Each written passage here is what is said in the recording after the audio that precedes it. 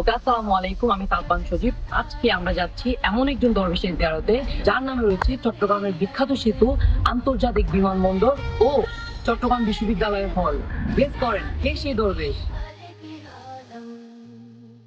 হ্যাঁ, আপনারা ঠিকই ধরেছেন। তিনি হলেন চট্টগ্রামের শহর কুতুব হযরত শাহ আমানত রহমতুল্লাহি আলাইহি। বাই দ্য ওয়ে, আমরা কিন্তু এখন চট্টগ্রাম কোর্ট বিল্ডিং এর সামনে দাঁড়িয়ে আছি। তার কারণ আপনারা ব্লগটি শেষ পর্যন্ত দেখলে বুঝতে পারবেন। তো ব্লগটি শেষ পর্যন্ত দেখার দাওয়াত রইল। চট্টগ্রাম শহরের লালদিঘির পূর্ব দিকে অবস্থিত হযরত আমানত শাহ রহমতুল্লাহি আলাইহির দরগা। আজকে জুমাবার সকাল সকাল যানজটহীন নগরীর পথ পাড়ি দিয়ে আধা ঘন্টার মধ্যেই আমরা পৌঁছে যাই আমানত শাহ দরগায়। প্রথম গেট পাড়ি দিয়ে দ্বিতীয় গেটে ঢুকতেই হযরত আমানত শাহ রহমতুল্লাহি আলাইহির মাজার। শুনেছি নামাজের গেটের সামনে প্রচুর ভিক্ষুক জমা হয় এখানে। ভিতরে ঢুকতে প্রথমে আপনার নজর কাড়বে এই সুগন্ধির দোকানগুলো।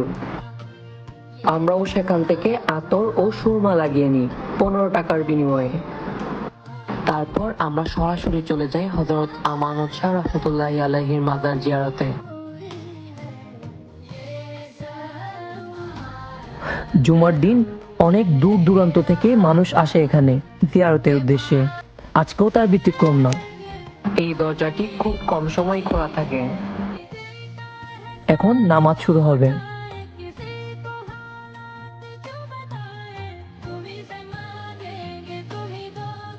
একটা ইন্টারেস্টিং দৃশ্য দেখলাম। লোক, বৃষ্টি শুরু হওয়ার সাথে সাথে ছাতার মতো খুলে যাচ্ছে ছাদটা। Shah Amanat Rahmatullahi Alayhi was a late 18th century Sufi Muslim figure in South Asia.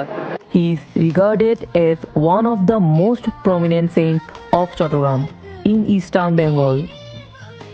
সামগ্রিকভাবে ধারণা করা যায় হযরত আমানত শাহ রহমতুল্লাহি আলাইহির জন্মস্থান হলো বিহার।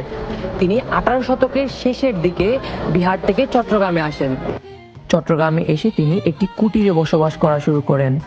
তিনি চট্টগ্রামে আসার পর বিচারক আদালতে পাখাওয়ালার চাকরি করেন প্রথমে। Story time. মহেশখালীর এক বাসিন্দা চট্টগ্রামে এসেছিলেন তার বাজার করতে। ফিরতে পথে পুরান মামলার খবর জানতে উকিলের কাছে গেলে জানতে পারেন আগামীকালেই তার মামলার তারিখ পড়েছে। এই মামলার কথা শুনে লোকটির মাথায় যেন বজ্রাঘাত পড়ে, কারণ একদিনের মধ্যেই পুরনো কাগজপত্র সব জড়ো করে বাড়ি থেকে আনা একেবারে অসম্ভবই বলা যায়। তাই সেই ব্যক্তি মামলায় পরাজিত হয়ে তার আয়কৃত সম্পদ হারানোর ভয়ে কান্না শুরু করেন। তখন তার সাথে দেখা হয় হযরত আমানত শাহ রহমতুল্লাহি আলাইহির সাথে। তিনি সেই ব্যক্তিকে জিজ্ঞাসা করেন, আপনার আয়কৃত সম্পদ কি হালাল উপায়ে অর্জিত ছিল? তখন সেই ব্যক্তি তার ইতিবাচক সাড়া দেন।